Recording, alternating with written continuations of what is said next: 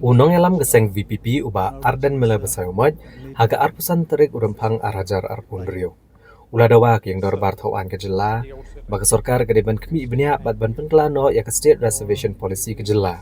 Daga babahano sapunyong nakisispa ikejat bendrio kasi bajantia bat ban pene bet kumjo klam dakta ya ga basaupo nakisispa nagabenta kejat bendrio garo. Ulang ru bagajing dawa ban penkelai ke Reservation Policy kedai namar bagi lebon palak gisamla kasi bajantia ke belanang lasta. Bat kamde setia kanu kanu gajing temu banwanra gajing sungai per ne gajing isyun jat bendrio. Unong ilam kaliang persya u Dr. Mukul M. Sangma ulero ikinong ilam ki bomenshwa jo gejela belasna ke State Reservation Policy. Haga bagi lalek de kelenti banyawan lang bada gajing mut banlong kawai. Hapdeng ki kasi gijantia bat ki garo bat kim shimlak let ru ikibai pat gijat bendrio. Ulang bahaka para fo la kedosai baladaja badan kejing duna haka bantung ikam ke balad haka nuku nuku kerdan jo kata kesnam.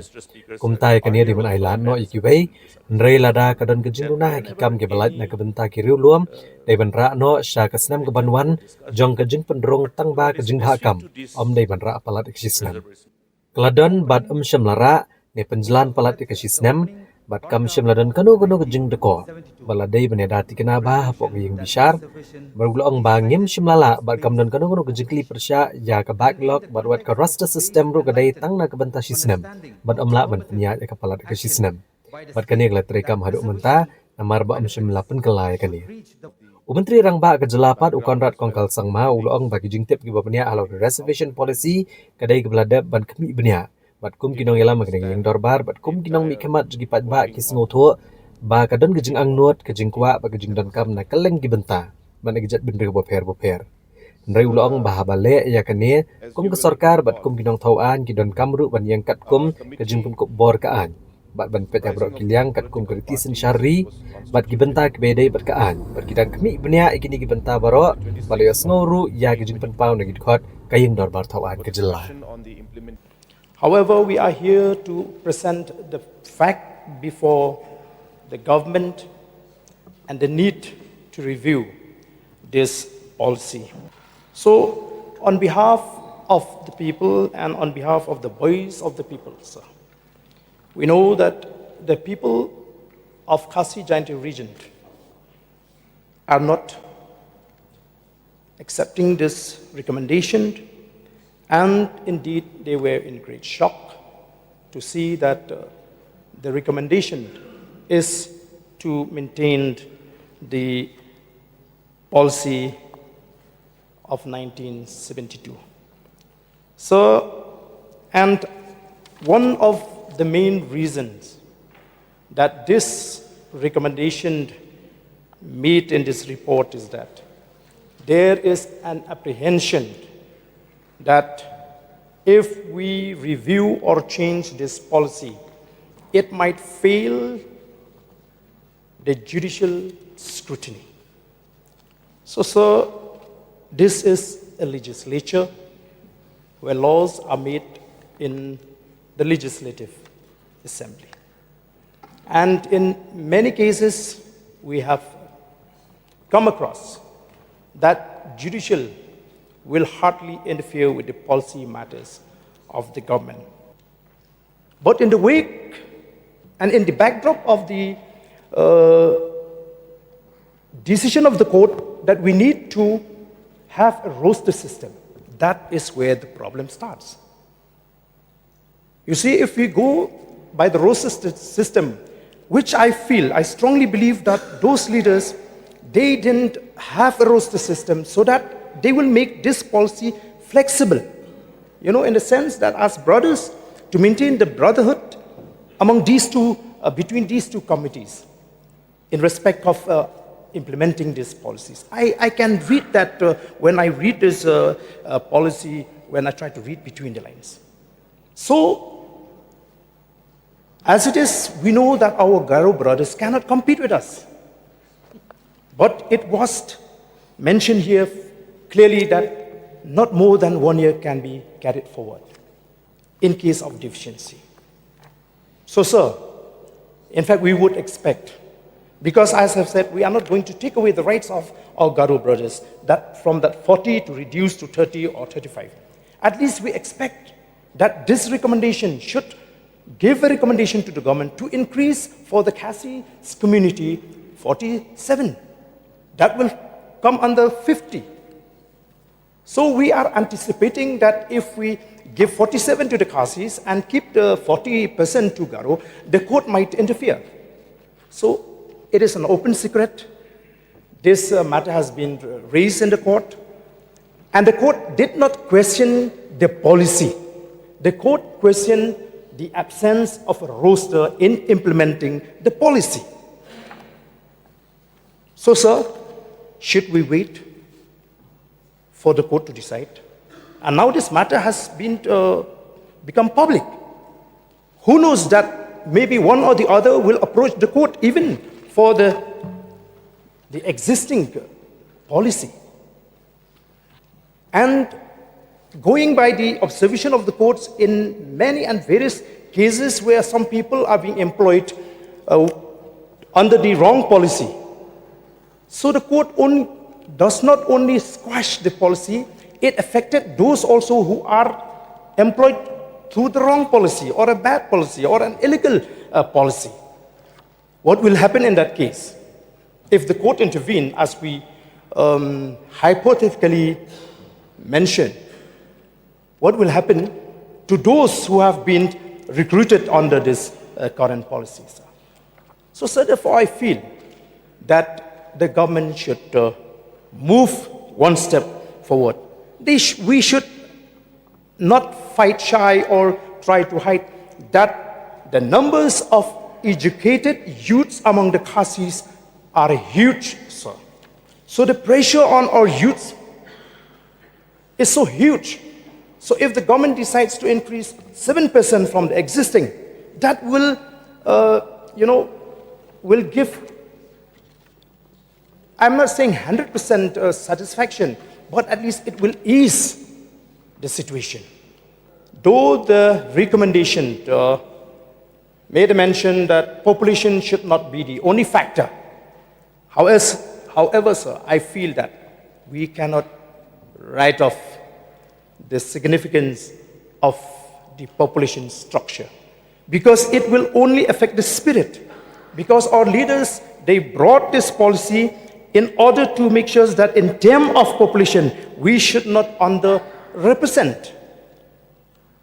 So when we compare the population between the Garos and the Khasis, we are almost double than the population of our Garo and brothers and sisters. So which is why, sir, I feel that let us together take a decision and let us, cross the bridge when we come to it. Let us not decide now that we will not be able to review. Let us take a bold decision. Let us raise 47% to the Khasis community. And let us not touch the 40% of the Garo community. In that way, I'm sure, sir, even our Garo brothers, they will accept it. The opening, who read the opening paragraphs of the 1972 resolution that the reservation so decided was based on population. And in the context of today's enlightened understanding of affirmative action by the state, that reservation benefits should reach the most socially backward and economically disadvantaged section of society. The 1972 resolution is therefore totally outdated and need to be revamped. Now my question, Mr. Speaker, sir, is this: if the expert committee is of the views in its recommendation number 1 that reservation should not solely be based on the population proportion of a tribe or caste, then why has it in recommendation number 13 indicated, and I quote from part 4, volume 19 at page 4117 of the report, that the committee recommends retaining the 1972 reservation policy as it stands. And further in the same paragraph, indicated that the committee also finds no compelling reason to modify the policy at this time. Is it not this a big contradiction in the report of the expert committee? Does not one recommendation clash with another? Some may say that I am or someone, maybe we are communal. We are not communal, sir. This very resolution, 1972, it is communal. We are not communal, sir. We are not communal. We are being taught to love, not to hate. And this very subject which we had been brought from time to time in this August House is not that we want to pull one community or to lift up one community, but we want to see the light of the day that this very state should lift up. So, with these 3 questions on same key aspect of the report of the expert committee, and I share them for honorable members of this August House to consider through you, Mr. Speaker, sir. I also request the government to kindly give a detailed reply to the 3 questions I have raised in this 0 hours before I conclude. So once again, I dare to stand, to speak with authority and with responsibility. With these very few words, once again, I thank you, Mr. Speaker, sir, and all the honorable members of this August House. Thank you. And that is how every law that has been enacted as per the mandate of the Constitution, if we go by various ruling of the Honorable Supreme Court, we see that this integration while interpreting the provision of any provision in the Constitution is not taken in silo. It is all interconnected. Each and every fundamental right is again interconnected, Mr. Speaker, sir. That's the reason why we have always said it's a tightrope walking, and if we don't walk it with a proper balance, we can slip. That is the reason. We cannot take judiciary for granted, nor can anybody should take legislature for granted, nor can anybody take the parliament for granted. Mr. Speaker, sir, that is how, as lawmakers, we have to navigate through this very challenging terrain of taking decision and giving mandate through legislation and lawmaking. Mr. Speaker, sir, here why I'm saying there is a big but. While the court took cognizance of this issue, there was no space for the for the judiciary to intervene. If we would have defended whatever appointments were made in the past as per the mandate of the policy. It is a topic which is confronting us. It is an issue, it is a matter which is confronting everybody. And we're going to have problem unless we show that the sensitivity to speak on this issue. In fact, I will request even the members from the August House, from the Treasury benches to speak. Yes, people want us to speak. Now here, the paragraph says, if sufficient number of suitable candidates for filling up the reserve vacancies is not available from the respective classes in any particular year, then such vacancies will be available to others. But the deficiency in the number of scheduled tribes and scheduled castes will be carried forward to the next recruitment year and made good in the recruitment of that year, provided, this proviso is very crucial, provided that the reservation on account of the deficiency shall not be carried forward for more than 1 year. That was there. That's why we did not carry beyond 1 year. The only problem was that even though we carried it forward to do good to the vacancy which was otherwise not filled up to by the applicants belonging to that particular category for which the reservation was meant for, what happened was that within 1 year, it could not be done. That is the only purpose. That is the only background of the reason. Because subsequently, because this proviso says that these shall not be carried forward for more than 1 year. So where is the deficiency in respect of the implementation of this reservation policy by the government? There is no deficiency. It should have been very effectively defended in the court. We have failed, Mr. Speaker, sir. There is no question of any back law of this carried over, and this roster system is only for 1 year. It cannot be carried for more than 1 year, till now, because we have not amended this, even now. So where is the question of that backlog and the apprehension thereof? Mr. Speaker, sir, these things, again, is amended as per the clause 4B of the Article 16. It's amended based on that. Therefore, the Constitution does not say how many years the vacancy, which otherwise cannot be filled up by the members belonging to that particular category for whom the reservation was meant for, while filling up the vacancy. Therefore, the resolution is in sync with the mandate of the Constitution. Therefore, I say that wisdom actually, out of collective engagement of our forefathers, of the framers of this initial law, I must put on record my sincere appreciation for this wisdom, the collective wisdom. It's not a wisdom of an individual. Therefore, then another part, let us be little blunt and be realistic. Look at every result of the MCS, civil service exams. Look at. We must appreciate and take pride in the competence of our youth. Top that in order of merit, mostly by our youth from belonging to Khasi, Jaintia, and Karo. That means what? That means we have children and youth who can compete with these non-tribals, and then you don't see any non-tribals in the MCS list. Do we see? Let us be frank and blunt. That means that 15%, which is open for everyone to appear for job with the sense of competence and the resolve to compete,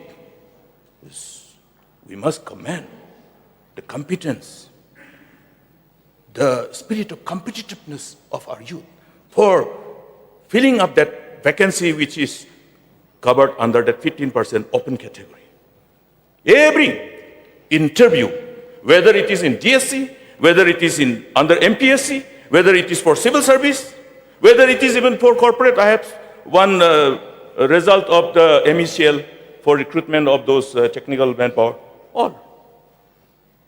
We must really give the kind of accolades to the sense of competitiveness of our youth. Though we have the reservation, some of them are not depending on the reservation. They are competing, and they are actually coming out with flying colors. Therefore, this particular so-called roster system is only for 1 year. There cannot be any backlog. This is the interpretation in as far as this provision is concerned. Introducing these changes to the current reservation system could expose the entire policy to judicial review. Such a scenario might lead to significant disadvantages for the backward classes of the state of Meghalaya. The committee has noted similar cases where reservations exceeding 50%, whether based on population proportion or other arbitrary criteria, have been declared unconstitutional. So, recommendation on this number one question that was asked by the committee: reservation should not solely be based on the population proportion of a tribe or caste. While the population factor can be considered, the primary objective of reservation is to address historical exploitation and socio-economic backwardness. Even communities with a smaller population could be given larger stake in reservation, and a larger population cannot get the same. The prime consideration is backwardness, historical injustice, and the adequacy of representation in services. Finding number 2, should the reservation policy be based on religion and minority rights? In most cases where reservations have been provided to a particular class, the criteria has been socio-economic backwardness, not religious affiliation.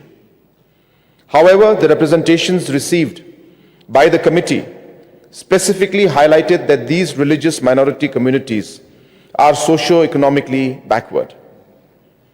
Therefore, it is argued that they should be granted the benefit of reservation. When the term religious minority is broken down, it reveals two distinct components: religion and minority. The committee reviewed the history of reservations in India as implemented by both state and central governments, but could not identify any instance where the benefit of reservation was extended solely to a minority group based on religious status. The mere fact that a community is in the minority cannot justify granting it the benefit of reservation, as it does not satisfy the criteria outlined in Clause 4 of Article 16, which specifically refers to any backward class. Even so, the Constitution of India, judgments of Honorable Supreme Court, and the sub judice status of the issue prevent the committee from making any recommendation on this matter. Recommendation number 2, religious-based reservation. The reservation cannot be based on religion. The Constitution provides for reservation based on socio-economic backwardness, not religious affiliation.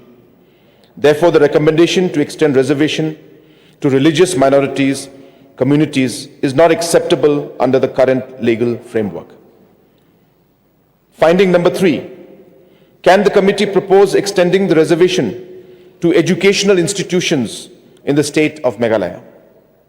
Notably, the resolution dated January 12, 1972 does not include provisions for reservation in educational institutions. The committee's authority is limited to addressing specific issues within the scope of its mandate. Suggestions, recommendations, or comments regarding whether the state of Meghalaya should introduce reservation in educational institutions were neither sought nor fall within the committee's jurisdiction. Any recommendation made on this matter would exceed the committee's authority and thus hold no significance. If the government of Meghalaya decides to address this issue in the future, a dedicated committee would need to be constituted to assess the condition of the relevant categories of people and provide appropriate recommendations. While gathering data and conducting research on the current issue, education and availability of educational facilities were among the criteria considered in reaching conclusions. The committee recommends maintaining the 1972 reservation policy as it is in light of these findings and judicial guidance. Mr. Chairman, sir, these are the findings and the summary of the report that has been submitted by the expert committee on state reservation policy. And as you can see, sir, the details of every aspect of the reservation policy has been looked into. And while as leaders in this august house and representatives of the people, we understand that there are aspirations and desires and demands and needs that are there from different sections and different communities. But while we do that, as a government and as lawmakers, we need to also stand as per the mandate of the law and look at all aspects that are based on proper constitutional aspects and also legal aspects. And therefore, we are examining all these aspects. We have heard out the points that have been made by all the honorable members of the House, and I also would like to echo the thoughts and ideas that have been presented by the Leader of Opposition, that at the end of the day, so we all have stood together as different tribes, as different communities, to fight for the state and to get our state at that point in 1972. And now that we have our state, it is up to us to take that legacy forward. While challenges will always be there, where while needs will always be there, we have to remember one very important criteria, that the only way for us to be able to move forward, in spite of all the challenges and hurdles that come, is to stay united, is to be one, is to be people of state of Meghalaya. And that is what we should try and aspire to do. We are aware, sir, that jobs and unemployment is a major issue, not only in our state, but in the rest of the country and the world at large. But as you have seen in numerous presentations that I have made in the past many sessions about why the need to make sure that the economy grows and how the policies and programs have been developed to take forward every single sector with the sole aim of creating more and more jobs. Just yesterday, sir, I had presented, day before yesterday, I had presented or replied to the debate on the governor's address.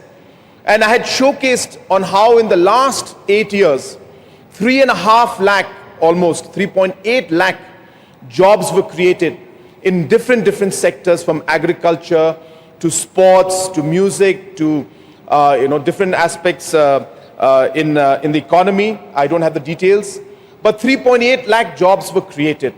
And that has been done. These are not government jobs, sir. These are jobs that have come up because of the growth of the economy and growth of the private sector. So hence, sir, we need to look beyond just the reservation. We need to look beyond the government jobs alone. At the end of the day, the only way we will be able to address this big concern of unemployment is to ensure that we are able to create more jobs, take our economy forward, push the private sector, promote entrepreneurship, so that our youngsters can not just job seekers, but can become job creators, sir. And that is really what we are trying to do here as a government. And as I said, while there will be challenges, while there will be emotions, while these matters will continue in the future also, I'm sure, because these are very sensitive matters, sir, we all know it. And there is no doubt that everybody feels very strongly about this. But somewhere along the line, sir, we have to come out of this. We have to move forward as a state and as people of Meghalaya together, sir. And only with that mindset will we be able to overcome these challenges and be able to take our state forward, sir. Sir, since we are discussing on the recommendation of the expert committee, so may I know from the Honorable Chief Minister, before the government formally and officially adopted this recommendation, whether they will take the members of this August House also into consideration? Suggestion has been given by LO. I'm sorry, I forgot to mention that. But sir, we are definitely open to meeting honorable members. And as suggested, sir, this is a sensitive issue. We have started this process together. So we have no issue in sitting together and going through para by para and discussing all the factors that are there. And definitely, sir, we are open to sitting down with all stakeholders and taking this forward, sir.